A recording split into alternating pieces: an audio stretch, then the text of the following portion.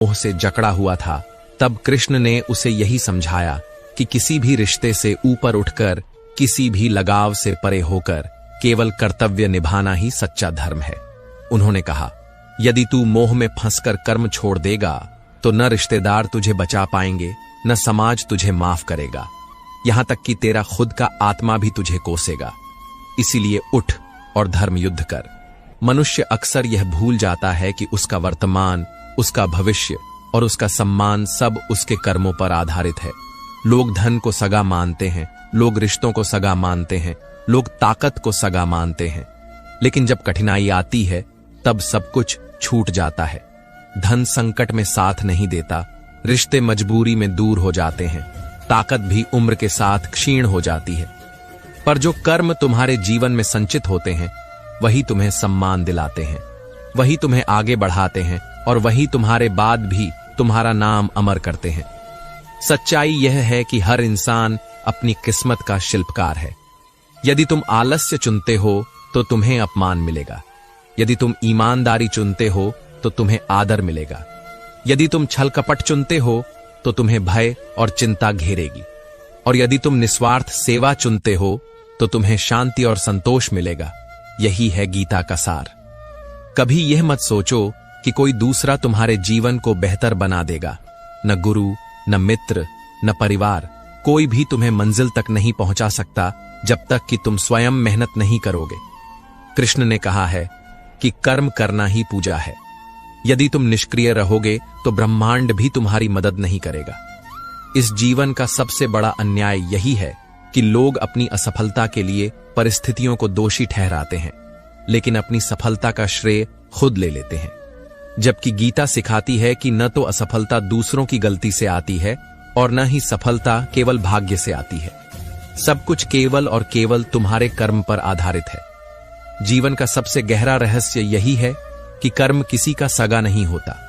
यदि कोई सोचता है कि केवल अच्छे विचार रखने से सब कुछ ठीक हो जाएगा तो यह भ्रम है। विचार तभी सार्थक होते हैं जब वे कर्म में बदलते हैं। सोच तो हर कोई करता है, सपने भी हर किसी के पास होते हैं, लेकिन जो उठकर उन्हें साकार करता है वही इतिहास बनाता है। इसलिए गीता हमें जगाती है कि कर्म ही असली मित्र है और आलस्य सबसे बड़ा शत्रु। मनुष्य को अक्सर लगता है कि यदि ईश्वर ने चाहा तो सब होगा, लेकिन यहां एक और गहरी शिक्षा है। भगवान स्वयं भी उन्हीं के साथ चलते हैं जो कर्म के पथ पर दृढ़ रहते हैं। बिना प्रयास के वरदान भी निष्फल हो जाता है। कल्पना करो, यदि अर्जुन ने धनुष न उठाया होता और केवल कृष्ण का नाम लेता रहता तो क्या विजय संभव थी? बिल्कुल नहीं। भगवान ने उसका रथ चलाया, मार्ग दिखाया, पर तीर चलाना अर्जुन का कार्य था। यही संदेश आज हर इंसान के लिए है कि प्रभु केवल दिशा दिखाते हैं, मार्ग पर चलना तुम्हें स्वयं होता है। जब किसी व्यक्ति पर बुरा समय आता है तो वह टूट जाता है, वह सोचता है कि शायद किस्मत ही खराब है, मगर गीता कहती है कि वर्तमान परिस्थितियां तुम्हारे ही पिछले कर्मों का परिणाम है। यदि तुम उन्हें बदलना चाहते हो तो आज से बेहतर कर्म करना शुरू करो। यही नियम है। अगर आज बीज बोओगे तो कल पेड़ मिलेगा, लेकिन अगर आज केवल दूसरों को देखोगे और स्वयं कुछ नहीं करोगे तो भविष्य भी वैसा ही खाली रहेगा। संसार की विडंबना यह है कि लोग रिश्तों में, धन में, शक्ति में स्थायी सहारा खोजते हैं, जबकि असली सहारा उनके कर्मों में छिपा है। जब तुम मेहनत करते हो तो तुम्हें आत्मविश्वास मिलता है। आत्मविश्वास ही वह दीपक है जो अंधकार मिटाता है। लेकिन अगर तुम अपने कर्मों को नजरअंदाज करोगे तो वही आत्मविश्वास बुझ जाएगा और तुम दूसरों पर निर्भर हो जाओगे। निर्भरता हमेशा दुख लाती है, क्योंकि कोई भी हमेशा साथ नहीं दे सकता। हर रिश्ता, हर दोस्ती, हर बंधन एक सीमा तक साथ देता है, लेकिन कर्म की छाया जन्म जन्मांतर तक साथ रहती है। यही कारण है कि गीता कहती है, कर्म फल से कोई बच नहीं सकता। चाहे तुम राजा हो या साधु, धनवान हो या निर्धन, तुम्हारे कर्म तुम्हें उसी रूप में परिणाम देंगे। याद करो, जब दुर्योधन के पास अपार शक्ति, मित्र और सेनाएं थीं, तब भी उसके गलत कर्मों ने उसे विनाश की ओर धकेल दिया। वहीं पांडवों के पास साधन कम थे, पर उनके धर्म सम्मत कर्मों ने उन्हें विजय दिलाई। यही प्रमाण है कि कर्म ही अंतिम न्यायाधीश है। तुम्हें यह भी समझना होगा कि कि कर्म केवल बाहरी क्रिया नहीं है। तुम्हारा हर विचार, हर भावना, हर इरादा भी कर्म कहलाता है। यदि मन में ईर्ष्या है तो वह भी फल देगा, यदि मन में करुणा है तो वह भी परिणाम लाएगी। गीता केवल बाहरी कर्म की बात नहीं करती, बल्कि आंतरिक कर्म यानी सोच और संकल्प की भी बात करती है। जीवन में यदि शांति चाहिए तो तुम्हें अपने कर्मों को शुद्ध करना होगा, क्योंकि जब कर्म शुद्ध होते हैं तो मन भी हल्का हो जाता है। लेकिन यदि कर्म अशुद्ध है तो मन हमेशा अपराध बोध से भरा रहता है। यही कारण है कि कई बार लोग सब कुछ पाकर भी चैन नहीं पा पाते।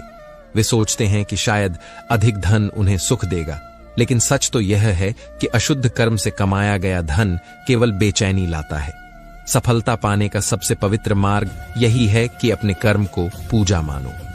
जब तुम हर काम को ईश्वर अर्पण समझकर करते हो, तब तुम्हें परिणाम चाहे जो भी मिले, भीतर संतोष बना रहता है। यही स्थिति सबसे सुंदर है, क्योंकि तब न सफलता तुम्हें अहंकारी बनाती है और न असफलता तुम्हें तोड़ पाती है। जो लोग यह सोचकर बैठ जाते हैं कि भाग्य ही सब तय करेगा, वे स्वयं को धोखा देते हैं। कृष्ण ने अर्जुन से कहा था, निष्क्रियता मृत्यु है, कर्म ही जीवन है।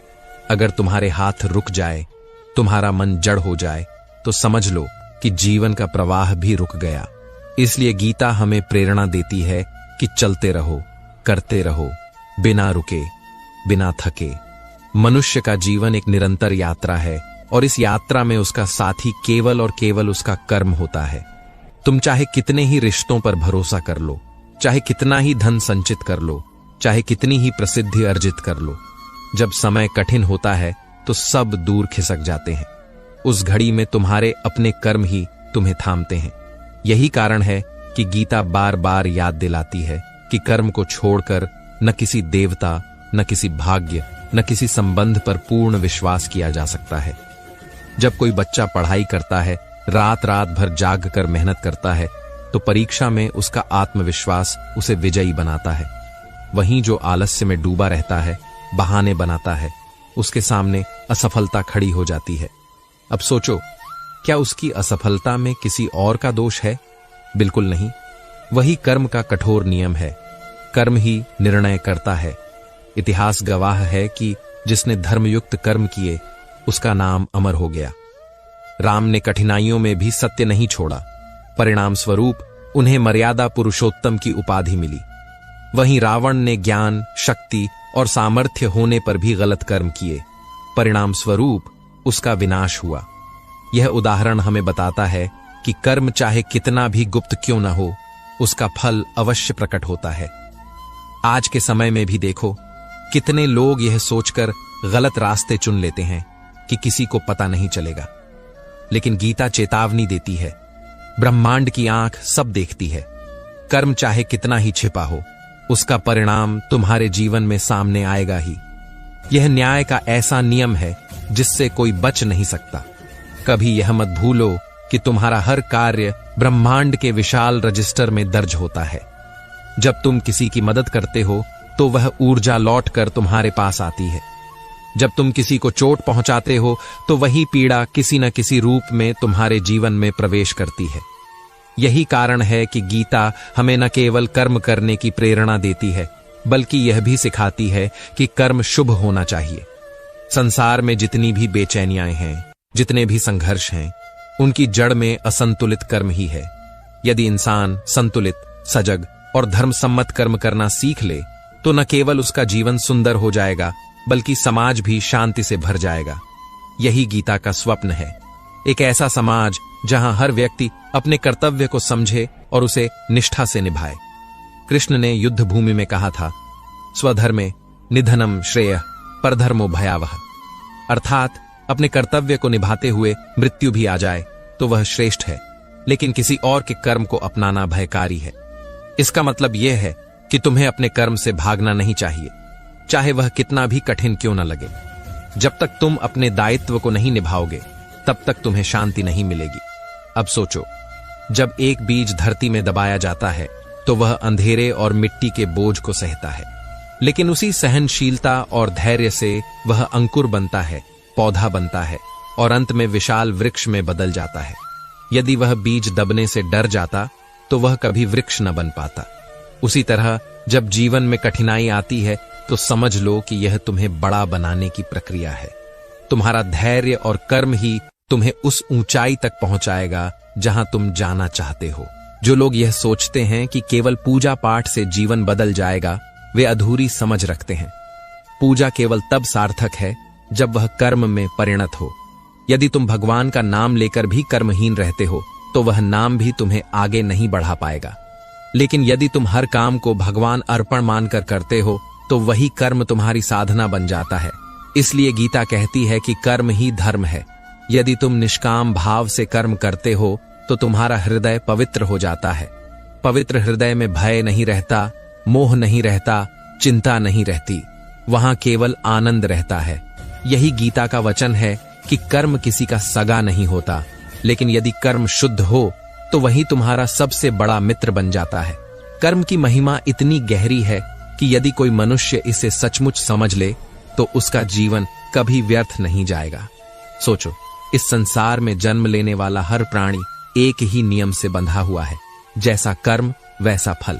यही कारण है कि जो लोग न्यायप्रिय होते हैं उनके जीवन में देर सबेर सुख और शांति आती ही है, और जो लोग छल कपट और अन्याय करते हैं वे चाहे थोड़े समय के लिए ऊपर उठ भी जाएं, लेकिन अंततः गिरते जरूर हैं। गीता इस सत्य को बिना किसी संकोच के उद्घाटित करती है। कृष्ण ने स्पष्ट कहा था, मनुष्य अपने कर्मों का स्वामी है, वह जैसा बोता है वैसा ही काटता है। यह वाक्य केवल शास्त्र का वचन नहीं बल्कि हर क्षण के अनुभव की गवाही है। यदि कोई किसान बीज बोकर मेहनत करता है तो उसे अनाज मिलता है, यदि वह आलस्य करता है तो भूखा रह जाता है। यही नियम जीवन के हर क्षेत्र में लागू होता है। जब कोई इंसान अच्छे कर्म करता है तो वह समाज में सम्मानित होता है, उसकी वाणी सुनी जाती है, उसके विचार स्वीकारे जाते हैं। वहीं जब कोई व्यक्ति गलत रास्ता चुनता है तो उसके अपने ही लोग उसे छोड़ देते हैं। यही कारण है कि गीता कहती है, कर्म किसी का सगा नहीं, न माता उसे बचा सकती है, न पिता, न भाई का सहारा स्थायी होता है, न मित्र का। केवल कर्म ही अंतिम क्षण तक साथ निभाता है। ध्यान से देखो, जब इंसान मर जाता है तो उसके पीछे क्या जाता है? धन, वस्त्र, घर, कुछ भी नहीं। केवल उसके कर्म उसके साथ चलते हैं, वे ही अगले जन्म का आधार बनते हैं। यही कारण है कि गीता हमें चेतावनी देती है कि कभी यह मत सोचो कि आज किया हुआ छोटा सा पाप दब जाएगा। वह पाप छिपेगा नहीं, बल्कि अगले जन्म में भी उसका फल मिलेगा। यही कर्म का अटल न्याय है। इस संसार में बहुत से लोग यह मानते हैं कि केवल प्रार्थना करने से सब कुछ बदल जाएगा, लेकिन गीता हमें एक और ही सच बताती है। प्रार्थना तुम्हारे मन को शुद्ध कर सकती है, लेकिन कर्म ही परिणाम को बदल सकता है। यदि तुम प्रयास नहीं करोगे तो ईश्वर भी तुम्हारी मदद नहीं करेंगे। प्रभु केवल उसी का हाथ पकड़ते हैं जो खुद उठकर आगे बढ़ने की कोशिश करता है। तुम यह देखो कि अर्जुन यदि केवल रोता रहता और धनुष छोड़ देता तो क्या कृष्ण उसके साथ रहते? नहीं, उन्होंने भी कहा था, उठो, शस्त्र धारण करो और युद्ध करो। उन्होंने केवल दिशा दी, शक्ति दी, लेकिन युद्ध जीतने का श्रेय केवल अर्जुन के कर्म को गया। यही गीता का शाश्वत संदेश है कि भगवान मार्गदर्शक हैं, लेकिन कर्म करने वाला तुम स्वयं हो। कर्म की ताकत इतनी अद्भुत है कि यह इंसान की पहचान बदल सकती है। एक साधारण ग्वाला यदि ईमानदारी और निष्ठा से कर्म करता है तो वह राजा बन सकता है। वहीं राजा यदि अन्यायपूर्ण कर्म करता है तो वह गद्दी से गिरकर भिखारी बन सकता है। यही कारण है कि इतिहास में केवल वही लोग याद रखे गए जिन्होंने अपने कर्मों को धर्म से जोड़ा। जब तुम्हें लगे कि जीवन कठिन है, जब तुम्हें लगे कि सब दरवाजे बंद हैं, तब यह याद रखो कि यही वह समय है जब तुम्हारा कर्म तुम्हें परीक्षा दे रहा है। यदि तुम हार मानोगे तो वही कर्म तुम्हें नीचे गिरा देगा, लेकिन यदि तुम धैर्य रखकर कर्म करते रहोगे तो वही कर्म तुम्हें नई ऊंचाई देगा। यही कारण है कि गीता हमें प्रेरित करती है, न रुकना, न थकना, न हारना। लोगों का स्वभाव है कि वे दूसरों को दोष देते हैं, कभी भाग्य को, कभी परिस्थिति को, कभी परिवार को। लेकिन गीता कहती है कि दोष देना बंद करो, क्योंकि तुम्हारी नियति का निर्माता तुम स्वयं हो।